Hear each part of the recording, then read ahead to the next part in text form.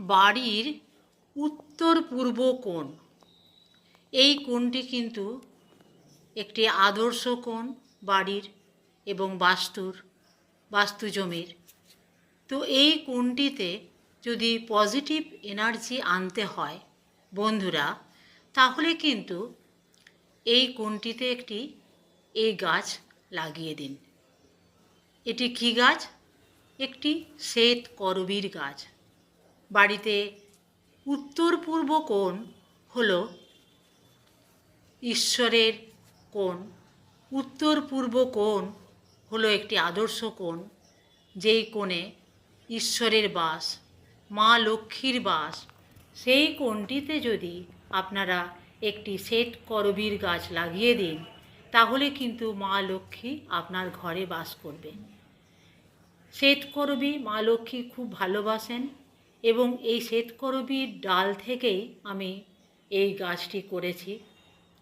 কি সুন্দর গাছটি হয়ে গেছে। এই বর্ষার সময় যদি একটি ডাল একটু আড়াআড়িভাবে 65 ডিগ্রি অ্যাঙ্গেলে কেটে গাছটি মাটিতে পুঁতে দেন বা জলে রেখে দেন, তাহলেও শেকড় বেরিয়ে যাবে।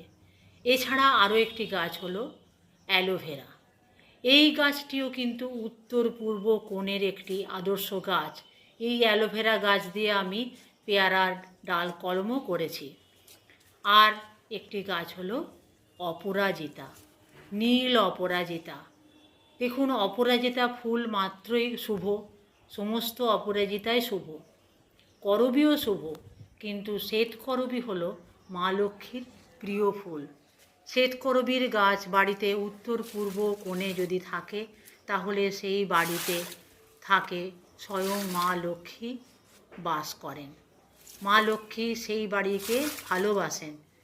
আর এই বর্ষাকালে যদি একটি শ্বেতকরবীর ডাল এনে লাগিয়ে দেন, তাহলে কিন্তু সহজেই লেগে যাবে। লাগানোর বিভিন্ন পদ্ধতি আমার বিভিন্ন ভিডিওতে দেয়া থাকে, আপনারা সেগুলি ফলো করবেন। চ্যানেলটি সাবস্ক্রাইব করবেন, কমেন্টে জানাবেন কেমন লাগলো। বাড়ির উত্তর পূর্ব কোণ নেগেটিভ এনার্জি সম্পূর্ণ দূরে সরিয়ে দিতে এই গাছগুলি অবশ্যই লাগান।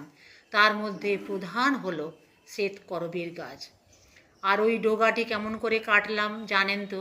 সেই ডোগা কাটলে ফুলের কুঁড়ি আসতে সাহায্য হয়। ছোট গাছেই তাহলে কুঁড়ি আসবে। একদম ডোগায় যে পাতাগুলি থাকে, সেই পাতাগুলি যদি কেটে দেন, তাহলে সেই পাতাগুলির ডোগাটি যদি কেটে দেন, তাহলে সেখান থেকে কুঁড়ির ডোগা বেরোবে।